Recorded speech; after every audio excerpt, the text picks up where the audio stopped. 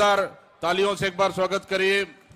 और साथ में जो लगातार 14 जनवरी से पूरे मणिपुर से लेकर महाराष्ट्र मुंबई तक का भारत जोड़ो न्याय यात्रा के हमारे जननायक माननीय श्री राहुल गांधी जी के लिए भी एक बार जोरदार तालियों से स्वागत।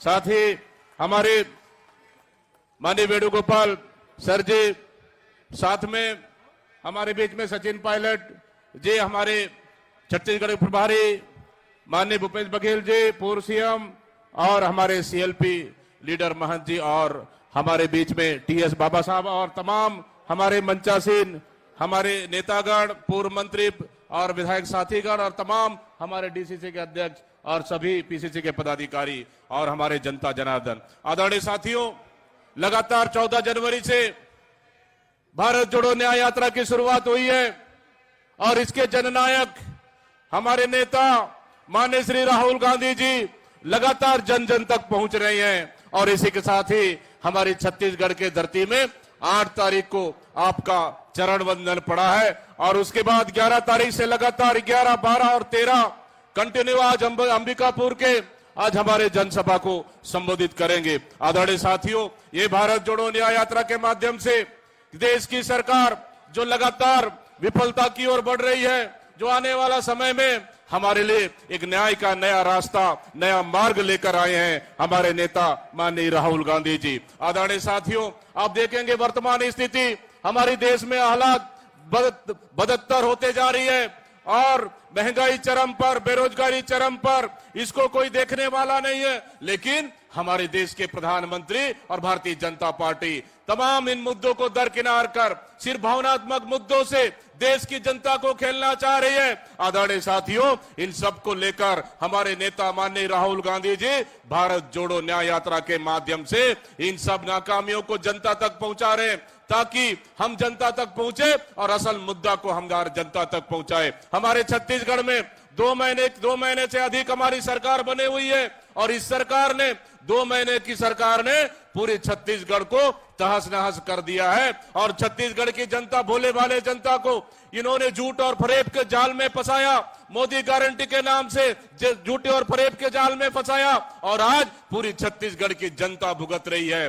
हम लोगों ने, हमारी सरकार पिछले 5 सालों में बेहतर काम की है, लेकिन दुर्भाग्य हम छत्तीसगढ़ में सरकार नहीं बना पाए और इस सरगुजा संभाग से 12 में हम लोग 14 जीरो रहे। आदरणीय साथियों, लेकिन आने वाला समय लोकसभा चुनाव है।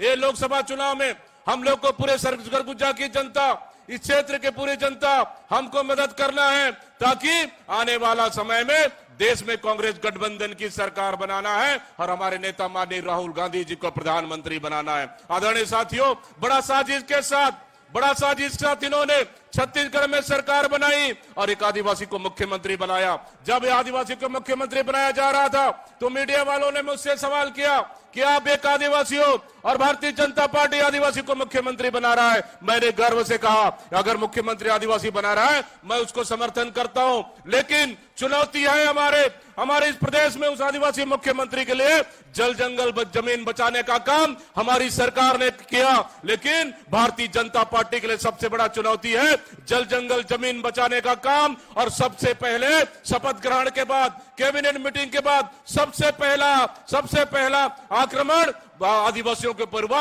और हसदेव जंगल को काटने का निर्णय इस सरकार ने किया है। इसलिए मैं दावे के साथ कह सकता हूं कि आदिवासी मुख्यमंत्री बनाकर उसके कंधे में बंदूक रखकर भारतीय जनता पार्टी के नेता उन चंद उद्योगपतियों को यहाँ के जल जंगल जमीन और कोल माइंस और माइंस को सौंपना चाहती है। आदरणीय साथियों, इसलिए हमारा छत्तीसगढ़ को बचाना है, जल जंगल जमीन को बचाना है, इसलिए इस सरकार के खिलाफ में जमकर लड़ाई लड़ना है और आने वाला समय में लोकसभा चुनाव में सब लोग को मदद करना है और कांग्रेस गठबंधन की सरकार बनाना है और हमारे नेता माननीय राहुल गांधी जी को प्रधानमंत्री बनाना है। इन्हीं शब्दों के साथ बहुत बहुत धन्यवाद देते हुए मैं अपने वाणी को विराम दे रहा हूं। जय भारत, जय छत्तीसगढ़, जय हिंद, बहुत बहुत धन्यवाद।